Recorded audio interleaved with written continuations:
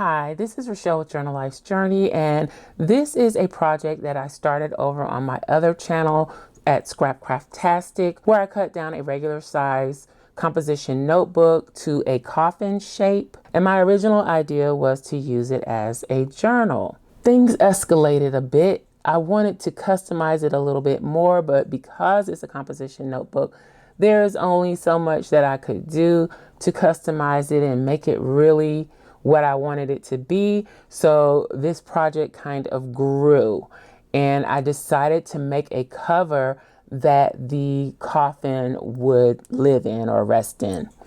So I started that process in another video. There's several videos on this on my Scrapcraftastic channel. I will link to those videos in the description box below so you can check those out. And moving forward, I will be finishing this project on this channel because it turned into a whole journal making, junk journal style situation. So I felt like it was a better fit for Journal Life's Journey. And because of the way that I'm working on this, I am not getting every little bit of footage of the process, but I will try and give you as much information along the way as I can. And if you have any questions about anything, don't hesitate to ask me in the comments.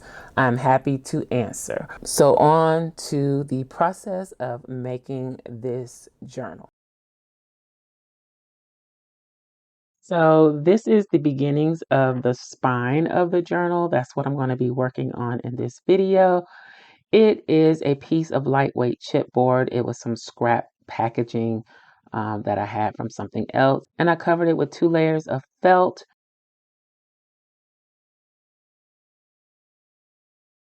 This was part of the previous video on my other channel, but I felt like I needed to add this in so that you can see how I got the piece that I am covering with the red upholstery fabric.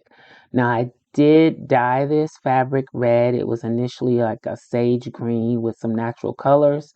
There is a video on this channel showing how I dyed it. It's a very thick upholstery fabric, so I'm having a bit of a time wrapping it around this lightweight chipboard with 2 layers of felt, but I do make it work. It's not the neatest job, but it eventually works. And the reason that I ended up using 2 layers of felt is because that's what I did on the front and back cover. Initially, I started out with the white felt because I wanted the covers to have a padded feeling. But when I used the white felt, I felt like it was showing through the black fabric. So I added a layer of black felt on top. It just made it a little more cushiony, a little more fluffy, but I was able to make sure that the white felt did not show through. So just to be consistent, I did the same thing for the spine before I added the red fabric. So I was finally able to wrap it, and I'm just adding some clips to hold the fabric in place. I think the difficulty in wrapping it was because the fabric is fairly thick and I'm working with a very thin, flimsy piece of chipboard.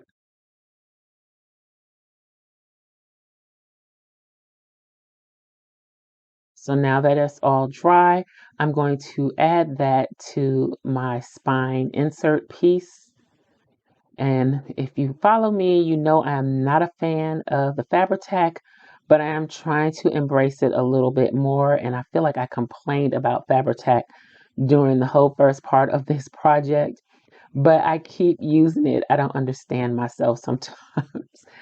But for some things, it works great. For paper, it works great. For for fabric, not so much. It will seep through on you. So and it's supposed to be for fabric, which I don't understand. I'm going to try and find myself some other type of fabric glue. The Scotch Create glue stick works great on fabrics, on lightweight fabrics. I don't think it would have worked on this heavier fabric, but yeah, Scotch Create, I've enjoyed using that on fabric. But since the price has gone up on that, I am going to have to find an alternative. Or maybe I'll just use Scotch Create glue stick for certain things and just buy it sparingly. But here I have added the red piece onto the black spine piece. And I'm going to go ahead. I have a problem with committing to putting the pieces together. So I'm committing and I'm going ahead and adding the Fabri-Tac glue to the flaps of the spine and adding it to the covers. So I do mark my covers and spines. Sometimes it really doesn't matter, and you'll see what I mean in a moment, but I do mark with front, back, and which side is up. I try to do that because I do have my own personal preference as to how I want it to go, but in this case, it really didn't matter. I could have put it, used it either direction. So I'm using the bone folder to smooth that out and just to make sure that glue spreads and adheres well to the cover. And now I'm going to add the back cover. And I am generously applying the glue. Also, I'm trying out a different mic setup. I don't like the mic that I have to use when I'm doing voiceover. So hopefully this one will be better and will be all set to go. So I'm adding the back cover here. And ta-da, I messed up. I put the back cover on upside down. Like I said, in this case, thankfully, it doesn't really matter. It took me a minute to figure it out. And I was just like, oh, I can't believe I just did that, but I did it. So I'm just going to go and scratch that out and scratch out that other arrow and add another arrow to make it go in the right direction. And this fabric picks up lint and dust and little particles so much. I was too lazy to get up and get the lint roller, so I used some old washi tape to try to remove some of that lint off of the cover. So the washi tape worked pretty well. So that is the cover. I felt like I needed to add a little something to make sure that that spine piece stays in place. So I'm going to use these brass brads that I have in my stash. And I'm using a pokey tool to poke some holes so that I can add the brads. And I have to make the holes fairly large so that these brads will go in because the feet on those brads are the feet are wide. So I got out my big awl and I am trying to make that hole big enough for those feet to go through. And these are like the brads that you get from the office supply store.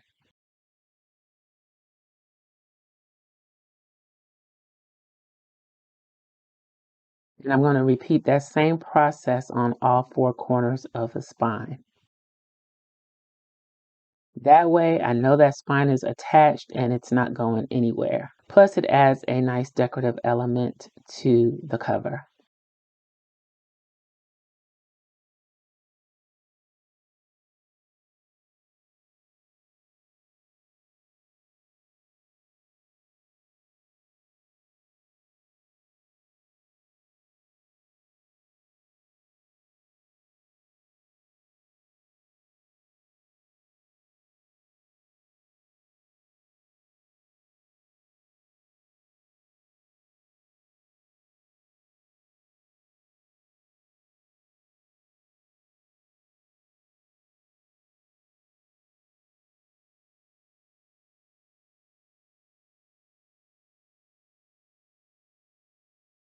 So the brads are in and this is the cover.